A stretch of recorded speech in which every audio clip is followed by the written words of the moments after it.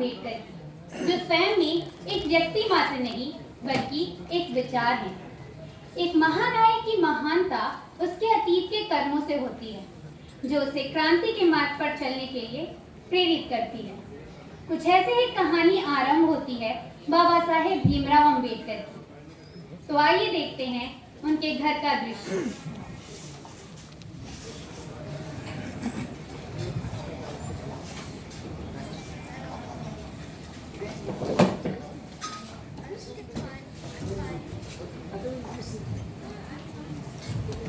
क्या हुआ अभी? ऐसे मुंह लटका क्यों बैठे हो? तुमको सितारा अच्छा नहीं लगा क्या? यार दाऊ ने फिर से तुम्हारा खिलौना चुरा लिया। आई बाबा, मैं अभी बाल कटवाने गया, नाई से बाल काटने को कहा तो उसने एक भैंस के बाल काट दिए और मुझे कहा कि जाकर बाप से अपनी जात पूछ करा। इधर आओ भीमा, खड़े हो जाओ।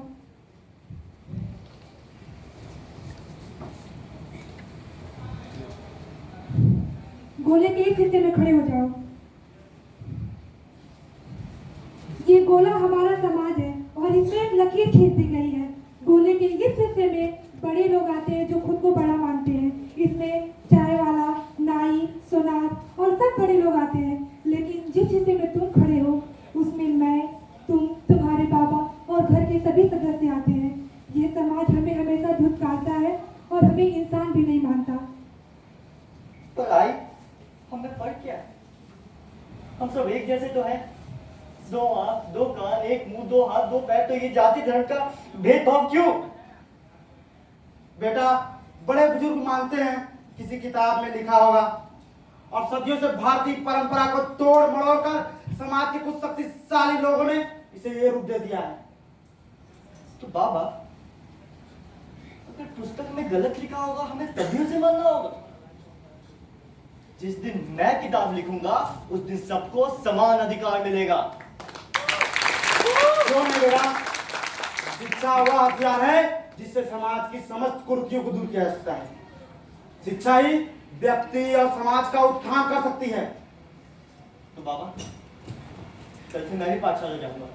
हाँ हाँ ठीक है, कल तुम्हारा पाठशाला में दाखिला करा देता हूँ। ये क्या कर रहे हैं आप? कल उसको पढ़ने के पैसे कहाँ से आएंगे? तुम चिंता मत करो, मैं उसका पाठशाला में दाखिला कराऊंगा।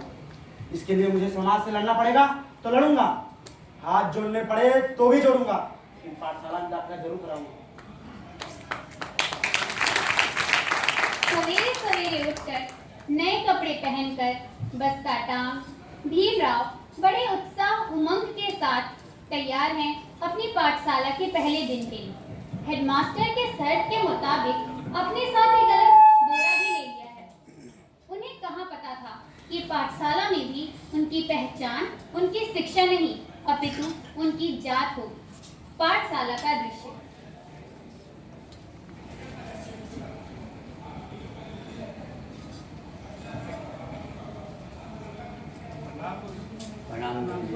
बैठो। बच्चों, आज कक्षा में हम पहाड़ा पढ़ेंगे, ठीक है? सब यहाँ ध्यान देंगे मेरी ओर। दो एकम दो, दो एकम दो, दो दूनी चार, दो दूनी चार, दो तीन छः, दो तीन छः। गुरुजी मैं अंदर आ सकता हूँ? तुम कौन हो? पहले तो कभी नहीं देखा। गुरुजी मैं भीमराव, मेरा आज ही दाखिला हुआ। तुम ही हो भीमराव? ठीक है बैठ जाओ। दो पाँचे 10, दो पंचे 10। अरे इतना आगे कहाँ? कक्षा में प्रवेश पाइए, सब पे बैठ जाओ जाके। चलो कॉलेज बैठो, चलो। दो छक्के 12, दो छक्के 12, दो सत्ते 14, दो सत्ते 14, दो अठे 16, दो अठे 16, दो नौ 18, भाई तुम नमस्कार। दो दहा में 20। पानी में बहुत प्यास लगी। ए, दूर हट। एक तो तेरे साथ बैठ मुझे पढ़ना पड़ रहा। लगता है ऐसा कि यहाँ पे हवा का भी शुद्धिकरण करानी पड़ेगी। और तुझ जैसे के लिए यहाँ पानी नहीं है।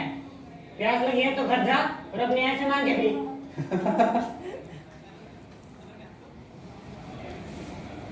गुरुजी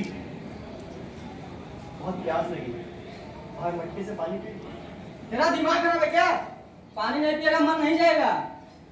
जब मटके को हाथ मत लगाना। चपरासी समाज के पानी पी चल। मटकेस पानी पिएगा। तो बच्चों आज हम कक्षा में जो पढ़े हैं आप सब कल याद करके आएगा, ठीक है? ठीक है, जाइए। अपने जीवन के तमाम दिक्कतों के बावजूद बाबा साहेब ने कभी हार नहीं मानी। प्रारंभिक शिक्षा लेने के बाद बाबा साहेब को बड़ौदा के राजा सयाजीराव गायकवाड़ ने हाई स्कूल की शिक्षा के लिए आर्थिक सहायता प्रदान की तथा उन्होंने बम्बई के एक कॉलेज में अपनी स्नातक की शिक्षा प्राप्त की। इसके बाद उन्होंने बड़ौदा नरेश के यहाँ कार्य करना आरंभ कर दिया, परंतु पढ़ने की उनकी अटल इच्छा ने बड़ौदा नरेश द्वारा स्थापित राज्य छात्रवृत्ति योजना के तहत कोलंबिया विश्वविद्यालय में पोस्ट ग्रेजुएट की शिक्षा के लिए अग्रसर किया।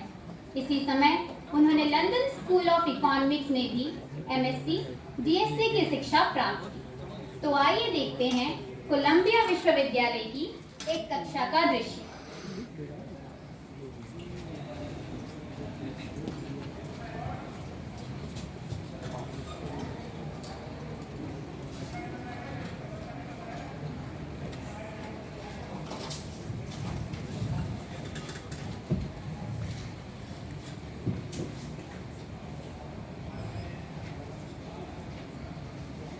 शिक्षा हर व्यक्ति का जन्म सिद्ध अधिकार है, मगर आप सभी कल्पना कर सकते हैं उस व्यक्ति की जिसे पैदा होते ही जिससे शिक्षा का अधिकार छीन लिया गया, सिर्फ इसलिए क्योंकि वो अछूत है, वो छोटी जाति में पैदा हुआ है।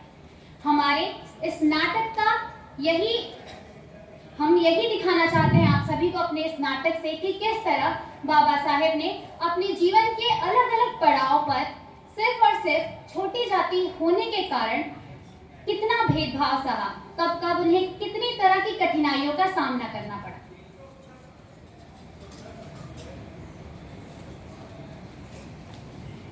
Good morning, class.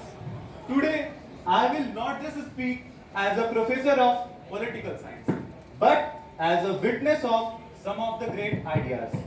Equality, liberty, fraternity. These are not just the ideas. These are the concept of and the base of new democratic society. So, let's end the class of today. Tomorrow we will meet again. Thank you. Hey Bhimrao, you seem too lost in class today. Is everything okay? Yeah, everything is alright. It's just that I was trying to picture a society simply based on the principles of fraternity, equality and liberty. Isn't it a wonder? True, Bhimrao. A society where blacks are not different from whites, women are not inferior to men, and Dalits are equally respectable as Brahmins. Well, you see, change is a slow process. Yesterday, what we could not even dream of, today we are studying it. And tomorrow, we will live it for sure. इसी क्रांतिकारी सोच के साथ बाबा साहेब भीमराव अंबेडकर जी ने America में अपनी शिक्षा पूरी की और भारत दोबारा कदम रखा। अपने शर्त के मुताबिक वो बड़ौदा दोबारा लौट आए। बड़ौदा लौटने के बाद कमरा ढूंढने के लिए सर्वप्रथम वो एक पारसी धर्मशाला गए। आइए देखते हैं वहां उनके साथ क्या हुआ।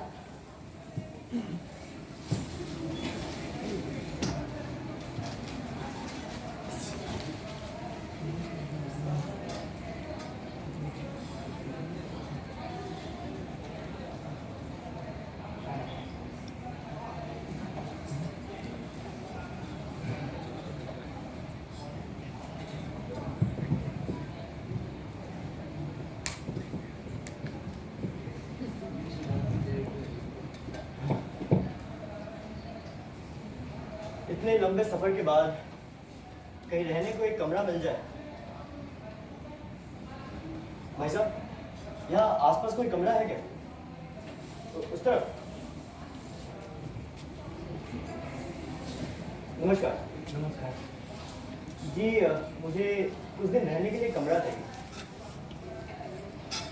पहनावे से पारसी तो नहीं लगते। कौन हो तुम?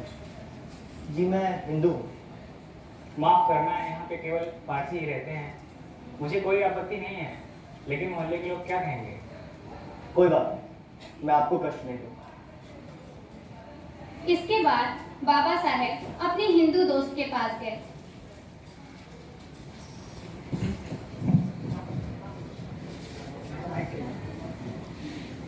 कैसे हो? भाई बढ़िया, अपना बता। मैं भी अच्छा हूँ। एक मदद चाहिए, कुछ दिन रहने के लिए कमरा चाहिए, क्या मिल सकता है? तुम तो जानते ही हो, तुम्हें रखने में कोई दिक्कत नहीं है, लेकिन हमारे घर के जो नौकर हैं, ये तुम मेरे घर आओगे तो सभी नौकर यहाँ से चले जाएंगे। कोई बात नहीं, कोई परेशानी नहीं, मैं कहीं और देख लूँगा। ठीक है। हिंदू और पारसी की चौखट से ठुकराए जाने के बाद बाबा साहेब अंत में अपने ईसाई मित्र के पास गए। यार मुझे रहने के लिए एक कमरा चाहिए। मित्र, मुझे दिक्कत तो नहीं है, लेकिन मेरी पत्नी आज बड़ौदा आ रही है, तो उसे पूछना पड़ेगा मित्र, उससे दिक्कत हो सकती है। कोई बात नहीं, रहने दो। कुछ ऐसी ही घटना दौलताबाद में घटी, जहां भीमराव एक किला देखने गए थे और वहां उन्हें पानी पीने से रोका गया। अछूत, तूने टैंक का पानी गंदा कर दिया। लगता है तुम्हें सबक सिखाना ही होगा। तुम सब अपना धर्म भूल गए हो। तुम्हारा धर्म तुम्हें यही सिखाता है? तुम एक अछूत को पानी छूने दोगे अगर वो मुस्लिम बन जाए?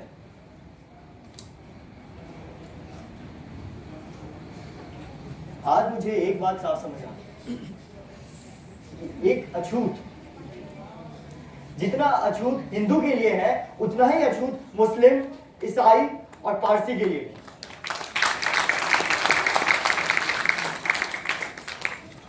बाबा साहेब भीमराव अंबेडकर ने न केवल दलित अपितु महिलाओं और अन्य पिछड़े वर्गों के लिए भी काम किया। उन्होंने संविधान में पंथ निरपेक्षता जैसे विचारों को सम्मिलित किया ताकि देश में धार्मिक सौहार्द बना रहे और किसी के भी साथ अस्पृश्यता जैसी घटना दोबारा घटित ना हो। अब आपके सामने प्रस्तुत है संविधान सभा का वो दृश्य जहां हमारा संविधान रचा जा रहा था।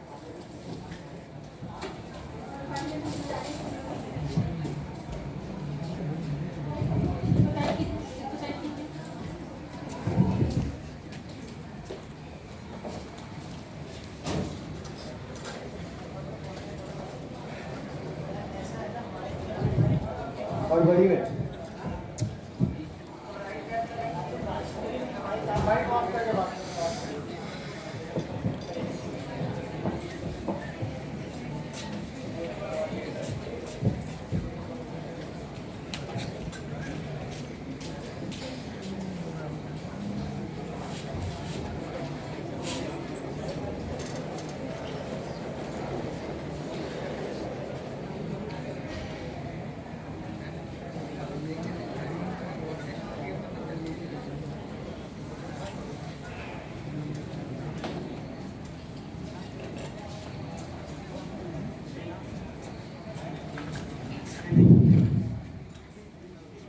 अध्यक्ष महोदय, सर, मैं ड्राफ्टिंग कमेटी द्वारा निश्चित की हुई संविधान की रूपरेखा को आपके समक्ष प्रस्तुत करता हूँ और ये निवेदन करता हूँ, मैं ये विनती करता हूँ आपसे कि उस पर चर्चा किया। मैं यहाँ किसी संविधान की प्रशंसा करने नहीं आया, क्योंकि मेरा ये मानना है कि कोई संविधान कितना ही अच्छा क्यों ना हो, अंततः वो बुरा साबित होगा यदि उसे पालन करने वाले, उसे लागू करने वाले लोग बुरे हैं, और कोई भी संविधान कितना ही बुरा क्यों ना हो, अंततः वो अच्छा साबित होगा यदि उसे लागू करने वाले लोग अच्छे। महोदय, इस न्याय प्रणाली में हर कोई एक भारतीय कहलाएगा। भारत ही हमारी पहचान होगी और भारत ही हमारी आन बान और शान। महोदय, दलितों और महिलाओं की दयनीय स्थिति देखते हुए उनके लिए विशेष प्रावधान लाए जाए। जरूर लाए जाए। सबको जीने का समान अधिकार है। न्याय, शिक्षा, शुद्ध हवा सबके लिए एक समान होगी। और इतना ही नहीं, विधवाओं की स्थिति में सुधार लाने के लिए हिंदू कोड बिल लाया जाए। और शिक्षा ताकि घर घर पहुंच सके, इसके लिए संवैधानिक सहयोग किए जाए।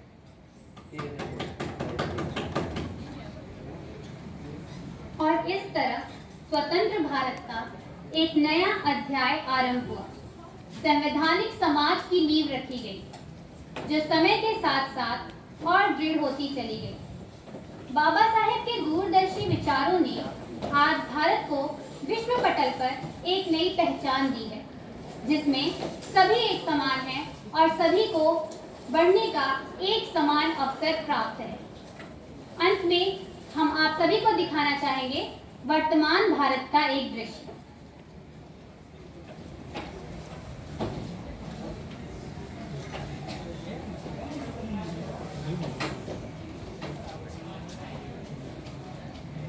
मंच के दाएं तरफ वोटिंग चल रही है, जिसमें नागरिकों के समानता के अधिकार का वर्णन होता है। मध्य में महिलाएं अलग अलग प्रोफेशन में खड़ी हैं, जिससे प्रतीत होता है महिलाएं आज नई ऊंचाइयों को छू रही हैं। बाईं तरफ धार्मिक सौहार्द दिखता है। अंत में आप सभी के सामने प्रस्तुत है हमारे भारत के संविधान की प्रस्तावना।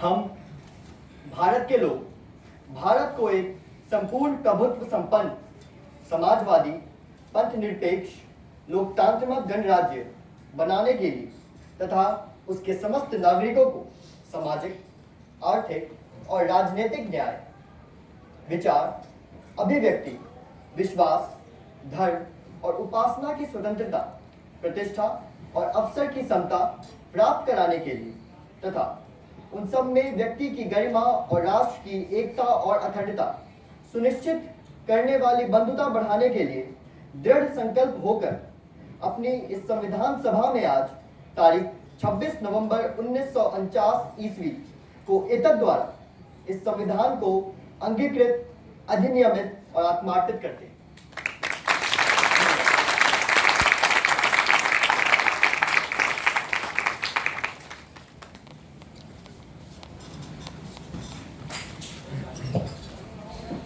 Mm-hmm.